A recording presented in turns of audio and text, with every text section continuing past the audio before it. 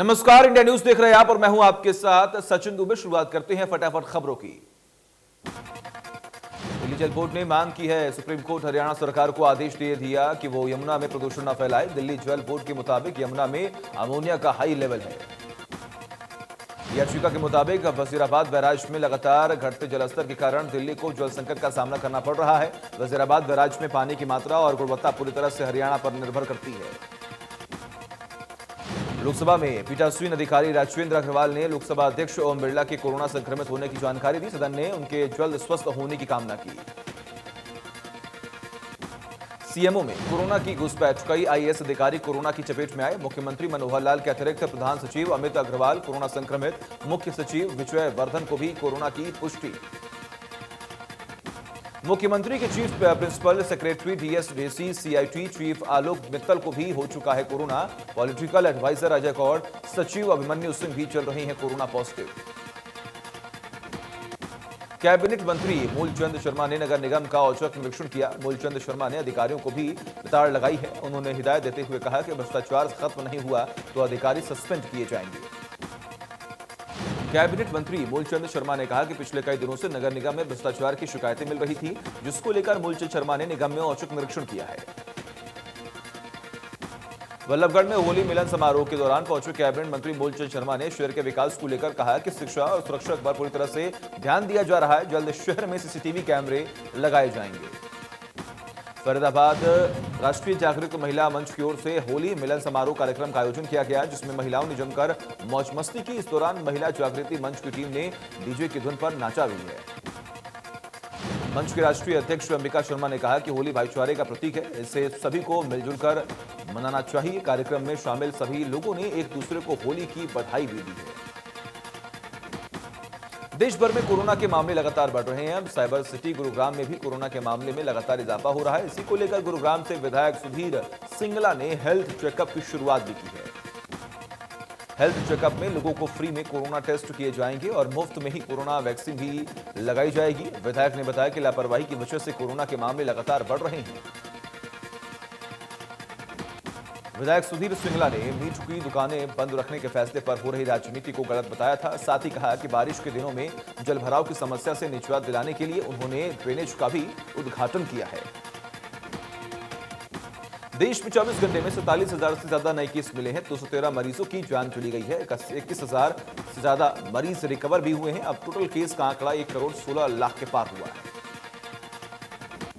महाराष्ट्र समेत कई राज्यों में कोरोना का कहर लगातार बढ़ता ही जा रहा है। महाराष्ट्र में पिछले 24 घंटे में 30,000 से अधिक कोरोना के नए केस आए सामने। 99 मरीजों की मौत भी हो चुकी है। 24 घंटे में केरल और कर्नाटक में करीब 2,000 केस सामने आ चुके हैं, जबकि दिल्ली में 800 से अधिक केस सामने आ रही हैं। छत्तीसगढ़ में भी 1,000 नए केस की पुष्टि हुई है। हरियाणा में भी कोरोना की रफ्तार बढ़ी। 24 घंटे में 800 से अधिक नए मामले आए सामने। 5 मरीजों की 24 घंटे में मौत हुई, जबकि 337 मरीज स्वस्थ हुए। प्रदेश में एक्टिव केस की संख्या 5,000 के पार हो गई है। जाखल के राजकीय स्कूल के 16 छात्राओं की कोरोना रिपोर्ट पॉजिटिव आने के बाद अब संख्या बढ़कर 28 हो गई है। स्कूल में हुए कोरोना विस्फोट से स्वास्थ्य विभाग में हड़कंप सा मचा हुआ है। जाखल में 12 और छात्राओं की रिपोर्ट कोरोना पॉजिटिव आई है। स्वास्थ्य विभाग के निर्देशों के अनुसार स्कूल को 2 दिन के लिए बंद कर दिया गया है। वहीं इन बच्चों के कांटेक्ट में आने वाले सभी लोगों की सैंपलिंग भी की जा रही है। नरवाना में भी कोरोना मरीजों की संख्या लगातार बढ़ रही है। 7 महिलाओं समेत 1 दर्जन लोगों की कोरोना रिपोर्ट पॉजिटिव आई है। 19 और 20 मार्च को कोरोना सैंपल लिए गए थे। उत्तराखंड सीएम तीरथ सिंह रावत ने खुद की कोरोना संक्रमित होने की पुष्टि। सीएम रावत ने ट्वीट करके जानकारी दी। ट्वीट पर लिखा, मेरी कोरोना टेस्ट पर रिपोर्ट पॉजिटिव आई है। मैं ठीक हूं और मुझे कोई परेशानी नहीं है। तीरथ रावत ने डॉक्टर्स की निगरानी में खुद को आइसोलेट किया है। उन्होंने संपर्क में आए लोगों से अपील की है कि सावधानी बरतें और अपनी जांच जरूर करवाएं। फरीदाबाद विधानसभा क्षेत्र में बीजेपी विधायक नरेंद्र गुप्ता वैक्सीनेशन सेंटर पर पहुंचकर लोगों को जागरूक किया। उन्होंने विधायक नरेंद्र गुप्ता ने लोगों से कोरोना वायरस वैक्सीन लगवाने की अपील की है। बीजेपी विधायक नरेंद्र गुप्ता ने कहा कि केंद्र सरकार इस महामारी को खत्म करने के लिए काम कर रही है, जिसमें लोगों को भी बढ़ चढ़कर हिस्सा लेना चाहिए ताकि इस महामारी को जल्द से जल्द खत्म किया जा सके। फतेहाबाद के भूना इलाके में सरकारी अस्पताल में वैक्सीन लगवाने के बाद भी एक हेल्थ वर्कर के कोरोना संक्रमित होने का मामला सामने आया है। हेल्थ वर्कर कमला सोढ़ी को वैक्सीन की 2 डोज लग चुकी है।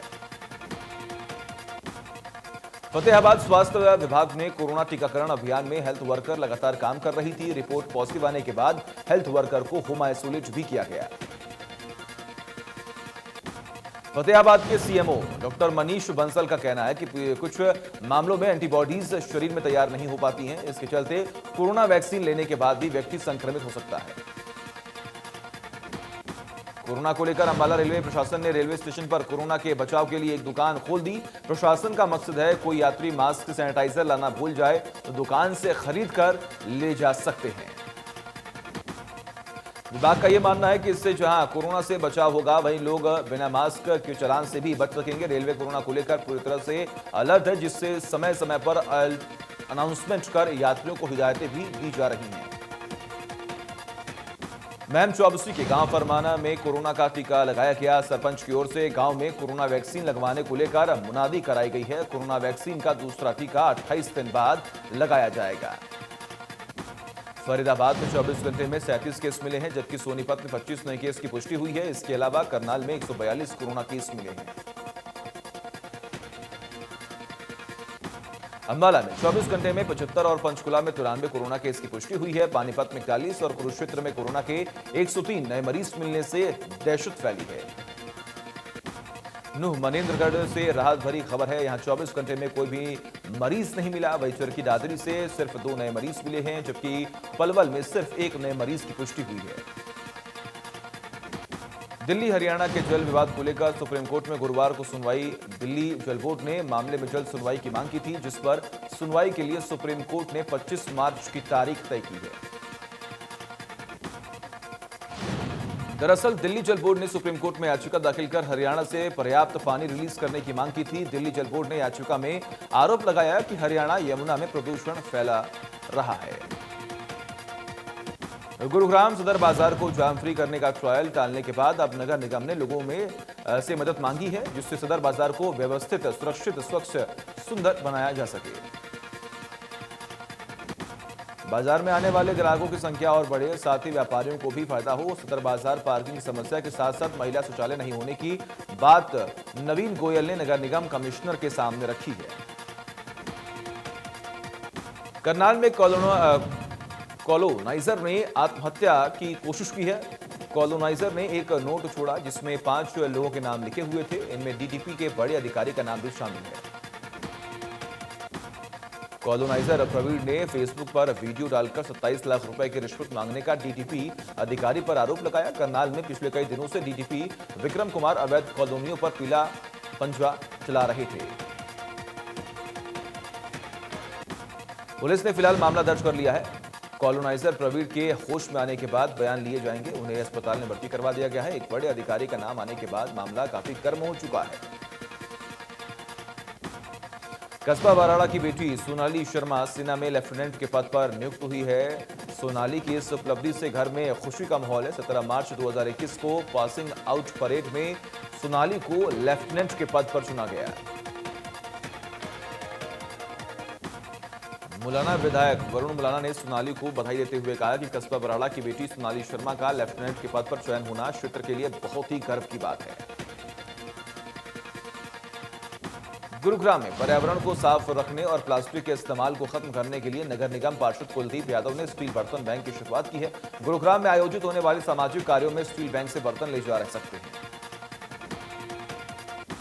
अंबाला में पुलिस और एक्साइज विभाग ने अवैध शराब की फैक्ट्री का भांडाफोड़ किया है। सहाने में अवैध तौर पर चल रही शराब फैक्ट्री पर टीम ने छापेमारी की। हालांकि इस दौरान मौके से आरोपी भागने में सफल हो गए। पुलिस और एक्साइज विभाग की टीम ने मौके से अवैध शराब की खाली बोतलें और लेवल बरामद की है। पुलिस मामले की तफ्तीश में जुटी हुई है। पुलिस के मुताबिक कुरुक्षेत्र पुलिस ने मामले की सूचना दी थी।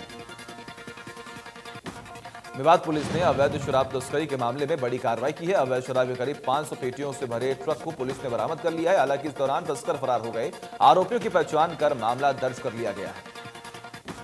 पुलिस के मुताबिक पुनहाना क्षेत्र से भारी मात्रा में अवैध शराब तस्करी हो रही है। थाना प्रभारी के मुताबिक फरार शराब तस्करों की गिरफ्तारी की कोशिश की जा रही है। जल्द आरोपियों को गिरफ्तार कर लिया जाएगा। हत्या की कोशिश, हत्या, गौ तस्करी समेत कई मामलों में आरोपी इनामी बदमाश को पुलिस ने गिरफ्तार कर लिया। लंबे वक्त से पुलिस को आरोपी बदमाश की तलाश थी।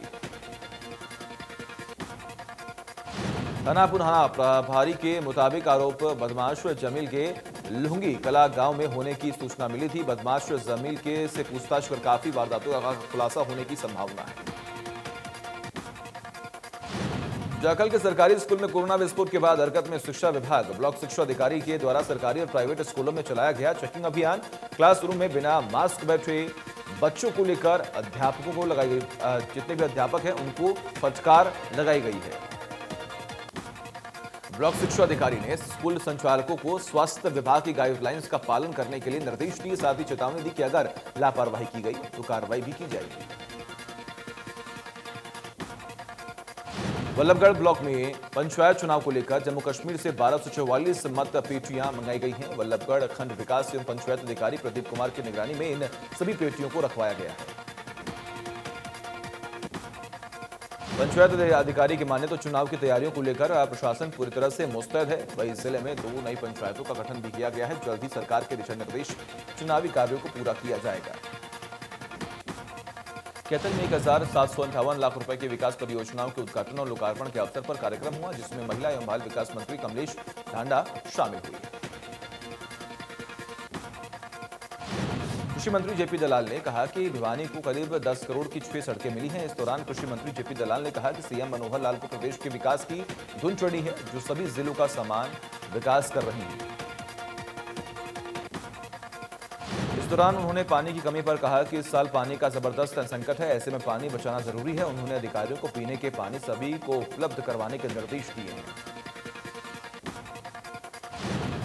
और वही फसलों को खरीद को लेकर जेपी दलाल ने कहा कि अप्रैल से गेहूं और सरसों की खरीद होगी। उन्होंने कहा कि इस साल सरसों एमएसपी से ऊपर बिक रही है। उन्होंने कहा कि वो किसानों की हर हाल में खुशहाली चाहते हैं, क्योंकि किसानों की खुशहाली में ही देश और प्रदेश की खुशहाली है। शिक्षा मंत्री कंवरपाल गुर्जर ने कहा कि जितने कार्य पिछली सरकारों ने किए उससे कहीं ज्यादा कार्य बीजेपी सरकार ने 6 वर्षों में किए हैं। सरकार की जिला स्तर पर भी सरकारी कॉलेज खोलने की योजना है। उन्होंने कहा कि आज पेड़ को लगाना बचाना हर व्यक्ति का कार्य है। प्रदेश सरकार ने जहां पिछले साल 1100 गांव में पेड़ लगाए, वहीं इस साल ये लक्ष्य 2000 गांव में किया गया है। हरियाणा के विभिन्न शहरों में प्रदूषण बढ़ने के मामलों में उन्होंने कहा कि प्रदूषण का स्तर घटता जा रहा है, उसे कम करने के प्रयास लगातार किए जा रहे हैं। केंद्रीय राज्य मंत्री कृष्णपाल गुर्जर ने कहा कि उद्योगपतियों को मोदी और मनोहर सरकार में किसी से भी डरने की जरूरत नहीं है। उद्योगपति देश को रेवेन्यू भी देते हैं और रोजगार भी देते हैं। देश की तरक्की में उनका बड़ा योगदान होता है। कृष्णपाल गुर्जर ने कहा कि बिना भय और डर के उद्योग हरियाणा और फरीदाबाद में सभी चलाएं। 75% आरक्षण के कानून से डरने की जरूरत नहीं है, इसका कोई ना कोई रास्ता निकाला जाएगा। कृष्णपाल गुर्जर ने लोगों से अपील करते हुए कहा कि वो कोरोना को देखते हुए सोशल डिस्टेंसिंग से और फूलों की होली मनाएं, ताकि इस भयंकर बीमारी से बचा जा सके। देगांव विधानसभा से बीजेपी विधायक राजेश नगर ने अपने निवास पर होली मिलन समारोह का आयोजन किया। इस दौरान फूलों की होली खेली गई। मिलन के कार्यक्रम में पहुंचे सभी लोगों ने विधायक राजेश नगर से अपील करते हुए कहा कि कोरोना के मामले दोबारा से बढ़ रहे हैं, इसलिए सोशल डिस्टेंसिंग का पालन करने के साथ ही साथ मास्क लगाकर जरूर रहें। गुरुग्राम में एक साथ होली मिलन समारोह में हिंदू मुस्लिम लोग शामिल हुए। गामडौज गांव में हुआ कार्यक्रम का आयोजन। मेवात के सिंगार और पंचा गांव से पहुंचे हैं लोग। मैम चौबसी के गांव खरखड़ा वासियों ने जलघर की सफाई का अभियान चलाया। समाजसेवी जायकौर के नेतृत्व में महिलाएं बच्चे सभी जलघर की सफाई के लिए पहुंचे हैं। कैथल में कम छात्र संख्या वाली सरकारी प्राइमरी स्कूलों के बाद अब मिडिल स्कूल भी बंद हो सकते हैं। जिले में 4 सरकारी मिडिल स्कूल ऐसे हैं जिनमें विद्यार्थियों की संख्या 25 से कम है। विभाग ने इन स्कूलों की रिपोर्ट तैयार कर ली है, जो सोमवार को निदेशालय के पास भेजी जाएगी। चारों स्कूलों के 1 किलोमीटर के दायरे में कोई दूसरा सरकारी स्कूल नहीं है जहां इन स्कूलों को मर्ज किया जा सके। ऐसे में विभाग ने 25 से कम संख्या वाले स्कूलों के प्रति फैसले में बदलाव नहीं किया तो इन स्कूलों पर ताला लगना तय है। बंद होने का या मर्ज होने की स्थिति में इन स्कूलों में कार्यरत शिक्षकों को दूसरे स्कूलों में नियुक्त किया जाएगा। गुरुग्राम में बिजली, पानी और सीवर लाइन से लोगों को हो रही है काफी दिक्कत। जिला प्रशासन का भी समस्याओं की तरफ नहीं है कोई ध्यान। नवीन गोयल ने लोगों को आश्वासन दिया कि जल्द से जल्द उनकी समस्याओं का समाधान भी किया जाएगा। नवीन गोयल ने लिखित में प्रशासन और बिजली विभाग को अवगत कराया और लोगों को जल्द समस्याओं से निजात मिलेगी, इसका आश्वासन भी दिया। सिरसा में गांव रुपाणा जटान में एक युवक की हत्या का मामला सामने आया। पुलिस ने इस मामले को केस दर्ज कर जांच शुरू कर दी है। भिवानी में मकान के अंदर युवक का शव फंदे से लटका मिलने से इलाके में सनसनी फैल गई। पड़ोसियों के मुताबिक घर पर कोई नहीं था और युवक मजदूरी का काम कर रहा था। फतेहाबाद पुलिस ने गुना इलाके में वाहनों को रुकवा कर लूट का प्रयास कर रही है। 2 युवकों को काबू में किया। पकड़े गए दोनों युवकों से पुलिस ने 315 बोर की 2 पिस्तौल और 3 जिंदा कारतूस भी बरामद कर ली है। पकड़े गए आरोपी युवक वाहन चालकों को रुकवाया कर पिस्तौल के बल पर लूट की वारदात को अंजाम दे रहे थे। सूचना पाकर पुलिस की टीम मौके पर पहुंची और दोनों युवकों को काबू में किया। पकड़े गए दोनों आरोपियों की पहचान अमन और सुशील के तौर पर हुई है। करनाल के गांव निगुदी में 7वीं क्लास के बच्चे ने घर में फांसी लगवा ली। बताया जा रहा है कि पड़ोसी के खेत में बेर तोड़ने पर बच्चे की पिटाई कर दी गई थी, जिसके बाद वो परेशान था। पलवल के गांव बडौली में 12वीं कक्षा की छात्रा का तेज धारदार हथियार से गला रेत कर हत्या कर दी गई। हत्या करने के बाद आरोपी मौके से भागने में सफल हो गया। आरोपी को भागते समय मृतका छात्र की मां ने देख लिया और उसकी पहचान कर ली गई। पुलिस ने मृतका की मां की शिकायत पर नामजद आरोपी के खिलाफ मामला दर्ज कर जांच शुरू कर दी है। चरखी दादरी में बिजली चोरी रोकने गई निगम की टीम पर बौंद कला में कुछ लोगों ने हमला कर दिया। हमले का वीडियो सोशल मीडिया पर हो रहा है वायरल। हमले में टीम के एएलएम को चोटें भी आई हैं और उन्हें बौंद कला के स्वास्थ्य केंद्र में भर्ती करवा दिया गया। शिकायत पर पुलिस ने आरोपियों के खिलाफ केस दर्ज कर लिया। पुलिस ने 3 आरोपियों को गिरफ्तार किया, जिससे लेकर ग्रामीणों ने बवाल काटा है। कुरुक्षेत्र में अन्य ट्रैप मामले में पुलिस ने एक महिला सहित 2 आरोपियों को गिरफ्तार कर लिया। वीडियो बनाकर झूठे केस में फंसाने और पैसे ऐंठने का आरोप है। कैथल के सेक्टर 81 में बाइक सवार 4 लोग 5 वर्षीय बच्चे का अपहरण कर ले गए। पुलिस महिला के पति पर ही अपहरण का शक जता रही है। महिला की पति के साथ कुछ अनबन चल रही थी। रेवाड़ी में दिल्ली जयपुर हाईवे पर जयसिंहपुर खेड़ा बॉर्डर पास चलते ट्रॉले में भीषण आग लग गई। पुलिस के अनुसार दिल्ली की ओर से एक ट्रॉला जयपुर जा रहा था कि हाईवे पर खेड़ा बॉर्डर समीप उसमें अचानक आग लग गई। आग लगने की वजह हाईवे की सर्विस लाइन से गुजर रही बिजली के टूटे तारों में चिंगारी भड़कने को माना जा रहा है। कैथल के गांव घोड़ा में लोगों ने मिड डे मील घोटाले को लेकर स्कूल पर ताला लगवा दिया। जब उन्होंने अपने स्तर पर सीएम वीडियो पर शिकायत लगाई और जांच की तो पता लगा कि 2 से 3 बार खातों से नकद पैसे निकलवाए गए और कुछ पैसे सीधे अध्यापक ने अपने अकाउंट में डलवाए। गांव वालों के मुताबिक जांच के लिए कई बार अधिकारियों से मिल चुके हैं, लेकिन कोई कार्रवाई नहीं हो रही है। जम्मू कश्मीर के शोपियां में सुरक्षा बलों को बड़ी कामयाबी मिली है।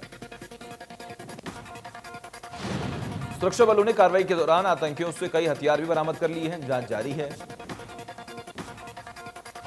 पश्चिम विक्षोभ में सक्रिय होने की वजह से पहाड़ी इलाकों से लेकर मैदानी इलाकों वाले राज्यों तक मौसम ने अचानक करवट ली है। मौसम विभाग ने अगले 3 दिनों तक दिल्ली समेत कई राज्यों में बारिश की संभावनाएं भी जता दी हैं। मौसम विभाग के मुताबिक शाम तक दिल्ली समेत कई राज्यों में आंधी तूफान के साथ बारिश होने की पूरी संभावना है। मौसम विभाग के मुताबिक हल्की बारिश की वजह से तापमान में कुछ डिग्री सेल्सियस की गिरावट दर्ज की जा सकती है। उत्तराखंड के कुछ जिलों में भी बारिश और बर्फबारी का दौर देखने को मिल सकता है। जिला कुल्लू की ऊंची चोटियों पर एक बार फिर से बर्फबारी का दौर शुरू हो गया है।